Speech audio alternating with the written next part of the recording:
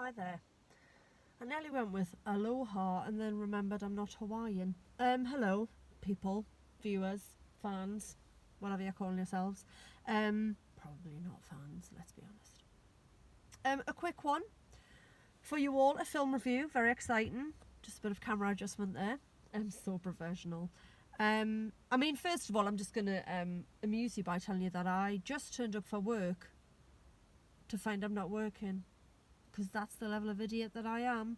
I've been late for work loads lately, which is a massive ongoing problem of mine. My timekeeping is awful. So I made a massive effort today and I got here 12 minutes before my shift was due to start. Trust me, I'm normally arriving as it starts or slightly after. So 12 minutes was a big bonus. Arrived and my co-workers went, "What are you doing here?" "Well, I started 4. Looked at the rotor. "No, you don't."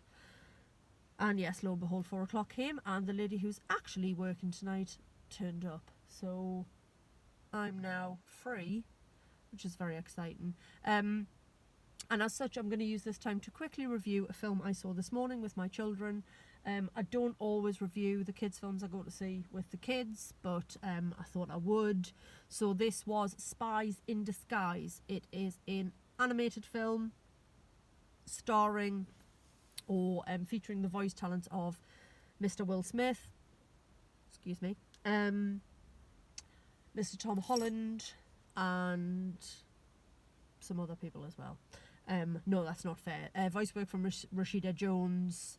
Karen Gillan is in there as well, and a few other folks. So it is the story of a super spy called Lance Sterling, voiced by Will Smith. He is smooth AF, kills all the bad guys, works alone, super skilled, all that jazz. Tom Holland voices a character called Walter Beckett, who's a weirdo, science nerd, gadgets guy, and he very much wants to invent gadgets that will disable the enemy but without actually killing them. He's going for a slightly cuddlier approach. And their paths cross. Sterling ends up needing Beckett's help and they form this unlikely alliance. That's the crux of it. The trailers very much give away the fact that part of the help that Walter gives him is turning him into a pigeon.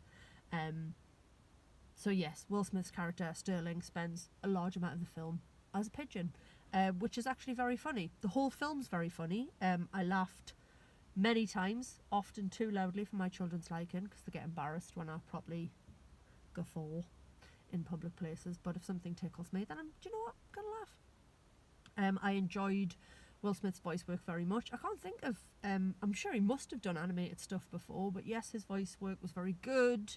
Tom Holland was excellent. I guess Walter Beckett was supposed to be maybe late teens, early 20s. What I found impressive was that he did have an American accent. However, he didn't sound like Spider-Man / Peter Parker. So while it wasn't a recognisable accent, like he didn't make him Texan, for example, I wasn't listening to this young American voice and thinking, that just sounds like Peter Parker, because it didn't. And I thought that was quite impressive. As I said, Rashida Jones is in the mix as well. Lovely Karen Gillan gets to keep her Scottish accent this time around. She doesn't always when she's in American funded films, so I've just seen her in Jumanji: The Next Level where she was American, but in this she had her beautiful lilting Scottish tones, so she was very good as well. Lots of humour. Might have been too long. There was a point where I was like, how much more of this have we got? But I was entertained for the whole thing. It rocketed along quite nicely. There was some very good gags in there. Yeah, thumbs up. Simple as that. It's a good one to take the kids to.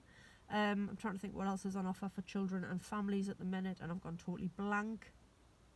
I'm sure there's other stuff. Haven't seen Cats yet. Don't really want to, but my daughter's going to make me.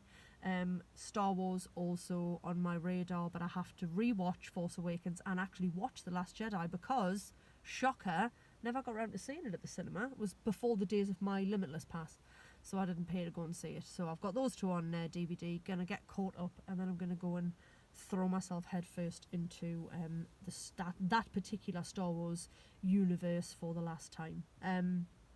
But Spies in Disguise gets a big thumbs up from me.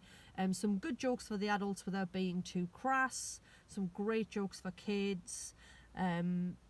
Very funny, quite sweet.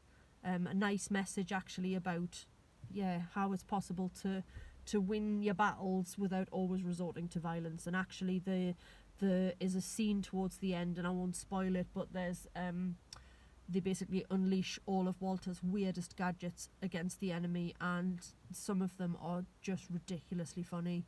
And there's one in particular which launches rainbow coloured smoke, and when he says what he calls that particular weapon, I laughed the loudest I laughed in the whole film, because it's a very, very funny gag.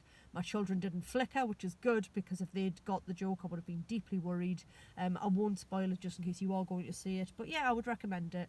It's not a game changer, it's not Toy Story all over again, but it is very entertaining and fun for all the family. Okay, for now, Katie out, TTFN.